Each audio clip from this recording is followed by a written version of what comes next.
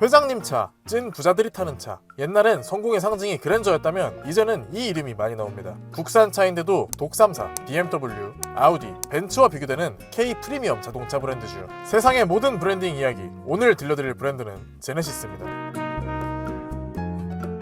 제네시스는 프리미엄 브랜드로 자리잡기 위해 고급 자동차들의 전략을 펼칩니다. 대표적으로 고급 자동차 디자인의 특징을 브랜드에 도입시켰는데요. 디자인이 예쁘고 안 예쁘고의 문제는 조금 뒤에 다루기로 하고요. 지금은 디자인의 일관성, 컨셉에 대한 얘기입니다. 그게 무슨 말이냐고요? 멀리 갈 것 없이 현대자동차의 아반떼, 소나타, 그랜저를 여기 놓고 G70, G80, G90을 여기 놨을 때 차이가 보이시나요? 확실히 제네시스의 차들이 서로 더 비슷하게 생겼죠. 이게 고급 자동차 브랜드의 특징입니다. 우리가 흔히 독삼사라고 부르는 BMW, 아우디, 벤츠 모두 등급 라인별 디자인이 보시는 것처럼 어느 정도 일관성이 있다는 거죠. 그 일관성을 기반으로 사람들이 차량명이 아니라 브랜드 이름을 인식하도록 제네시스는 그 점을 적용시켰습니다. 그래서 확실히 도로 위에서 제네시스라는 이 브랜드 이미지가 더 각인이 되기도 했죠. 끝이 아닙니다. 주문 방식도 독특한데요. 등급 트림별로 옵션을 선택하는 기존의 현대 기아의 구매 방식과는 달리 나만의 포르쉐 만들기처럼 직접 옵션을 처음부터 끝까지 선택하는 형태로 구매가 이루어집니다. 확실히 직접 고르니까 소비자의 구매 만족도가 높아진다는 장점이 있죠.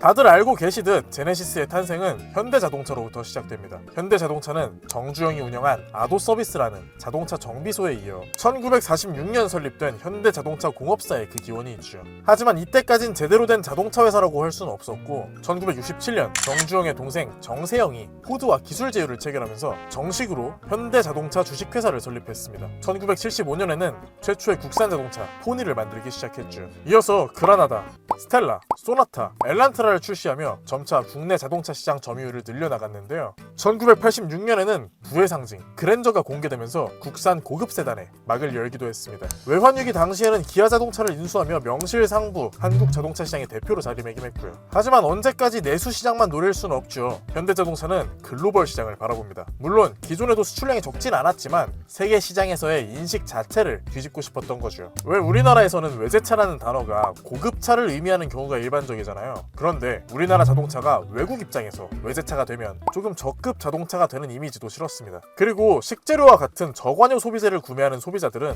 수입 제품을 살 때 가성비를 이유로 드는 경우가 많지만 자동차와 같은 고관여 제품을 수입하는 소비자층은 고급 제품을 원하는 경우가 많기 때문이죠. 결정적으로 대중적인 차로 시장을 호령하던 일본 자동차의 존재로 기존 아반떼, 소나타, 그랜저로는 승부를 보기 어렵다는 한계가 있었습니다. 일본 차는 연비가 좋기로 유명해서 오일 쇼크에서도 살아남으면서 글로벌 시장의 사랑을 받고 있었거든요.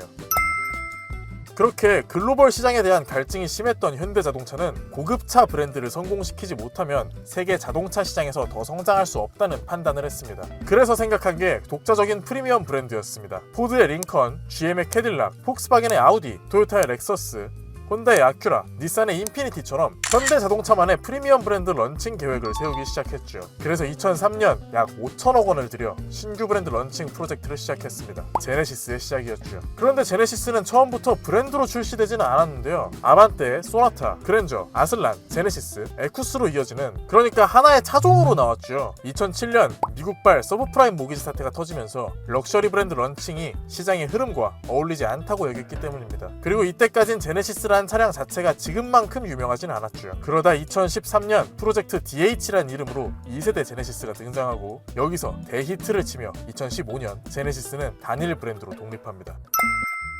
그렇다면 국산 프리미엄 자동차 브랜드로 잘 자리잡은 제네시스의 인기 비결은 뭘까요? 아무래도 예쁜 디자인이 크겠죠. 호불호가 갈리는 경우는 있겠지만 일반적으로 제네시스 디자인에 대한 평가는 예쁘답니다. 동시에 왠지 어딘가 비슷한 느낌이 드는 브랜드가 있는데요. 벤틀리 생각나지 않나요? 제네시스 GV80은 출시와 동시에 벤틀리를 닮았다는 얘기를 지속적으로 들어왔는데요. 의도하진 않았더라도 아예 없는 얘기라고도 할 수 없는 것 같습니다. 왜냐면 같은 사람이 디자인했거든요. 제네시스는 벤틀리 수석 디자이너 루크 동커볼케, 벤틀리 외관 디자인 총괄 이상엽 이렇게 벤틀리 출신 디자이너들을 영입하며 디자인에 온 힘을 쏟아부었습니다. 그 결과 지금과 같은 럭셔리한 디자인이 만들어진 거죠. 그리고 제네시스의 인재풀은 여기서 끝이 아니었는데요.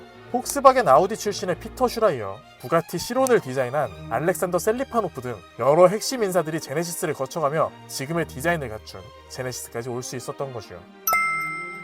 디자인에 이어서 제네시스는 왜 날개 로고를 사용할까요? 그러고 보면 자동차 회사들 중 날개 로고를 사용하는 브랜드가 꽤 많습니다. 이유가 있을까요? 그 기원은 영국으로 가보면 찾을 수 있을 것 같은데요. 1903년 라이트 형제가 최초의 비행기를 성공시키고 젊은 귀족들 사이에서 비행기 운전이 유행합니다. 이게 영국에서도 마찬가지였는데요. 마침 1차 세계대전이 터진 거죠. 당시엔 전쟁이 나면 귀족들이 앞장서서 나서는 문화가 강했기에 비행기를 모는 영국 귀족들이 뒤에 소총수를 태운 채로 전쟁에 나섰습니다. 최초의 공군 형태가 등장한 거죠. 그리고 공군 파일럿은 명예의 상징으로 날개 모양 엠블럼을 차고 다녔는데요. 그러니까 1900년대 초반 영국에서 날개 모양 엠블럼은 명예, 부, 항공의 상징이 됐던 거죠. 그리고 전쟁 이후 벤틀리 모터스가 날개 로고를 단 채로 등장합니다. 설립자 벤틀리가 항공기 엔지니어 출신이었거든요. 항공기 만들다가 자동차 만들었으니 자연스럽게 날개 로고를 갖다 쓴 거죠. 이런 식으로 영국에서는 항공기 엔진이나 그 부품을 만들고 납품하던 브랜드 또는 항공기 엔진의 그 고성능을 동경하는 자동차 브랜드들이 날개 로고를 사용하기 시작했습니다. 영국 외에도 스페인의 히스파노스이자 미국의 듀센버그부터 미니를 개발한 오스틴까지 모두 항공기와 관련된 경우가 대부분이죠. 그렇다면 제네시스는 어떤 경우일까요? 확실하게 발표된 바는 없는데요. 글로벌 시장을 향해 날아오른다는 의미라고 저는 생각하겠습니다.